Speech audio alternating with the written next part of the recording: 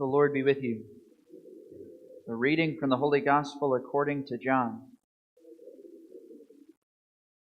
Jesus said to his disciples, "A little while and you will no longer see me, and again a little while later and you will see me." So some of his disciples said to one another, "What does this man mean? What does this mean that he is saying to us, 'A little while and you will not see me, and again a little while and you will see me'? Because I am going to the Father." So they said, "What is this little while of which he speaks? We do not know what he means."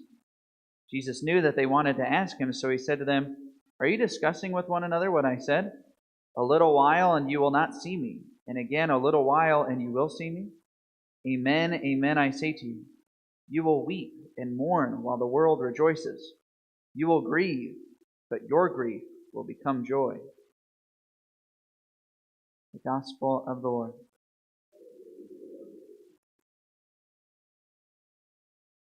So traditionally, in the church, today would be the Feast of the Ascension, 40 days after the Feast of the Resurrection.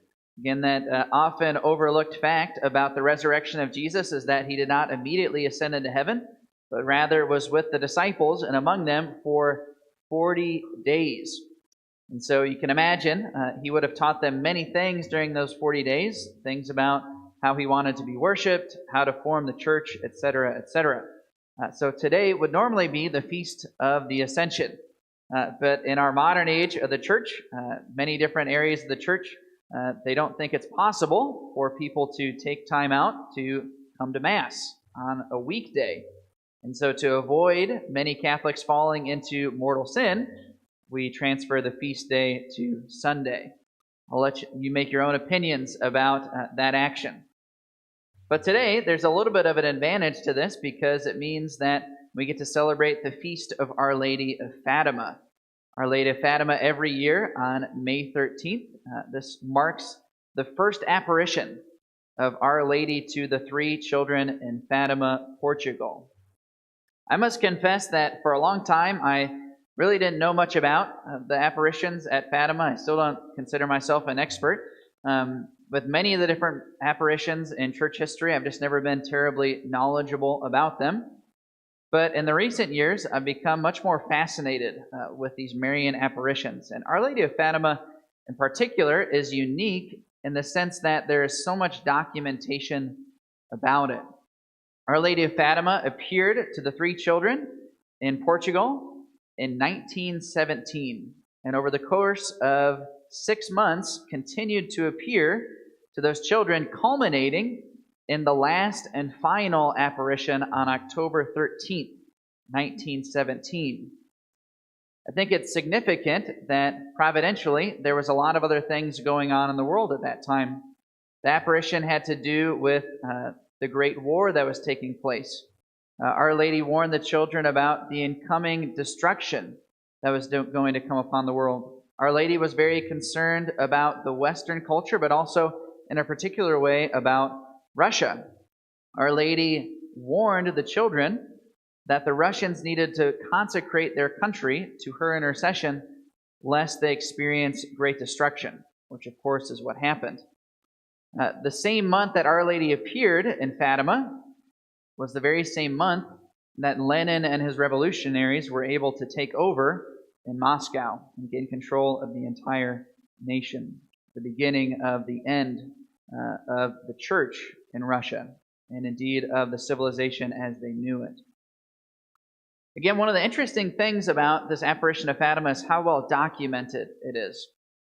The children had been experiencing apparitions for months, and so Our Lady prepared them for the final apparition. She said that she would perform a great miracle on October 13th, and she invited the children to spread the word, and so they did. And so the more conservative estimates say that there was about 70,000 people in Fatima the day of Mary's apparition. And many of those people who came were actually propagandists against Christianity. Many of them were political revolutionaries. Many of them were communists. And they came so that they could show that the apparition was a farce. And indeed, many of them were converted because of the apparition. What happened during the apparition at Fatima?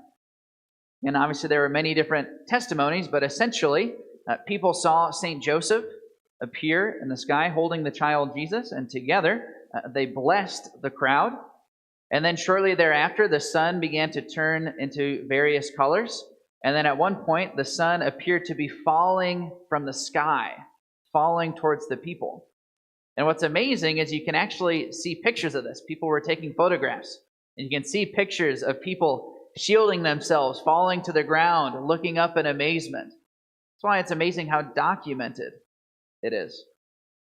It's kind of one of those examples. Sometimes people say things like, well, maybe I would believe in God if only he would give me a sign. Well, there you go. Our Lady of Fatima. Now, again, I just want to add a couple comments about this to follow up from what we were speaking about yesterday. Again, one of the things I didn't realize so much until I started studying more about Our Lady of Fatima is that, again, it wasn't just a message for the church. It was a message for the whole world. The 20th century, and indeed in our whole modern age, we have experienced an upending of Christianity and an upending of traditional values and ideas of Western civilization.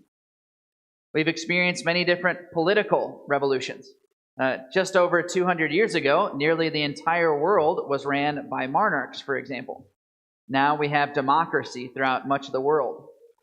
And oftentimes when we think about this modern history, we see it as a clear separation. We can talk about the culture war, and then we can talk about the different political conversations going on in our age.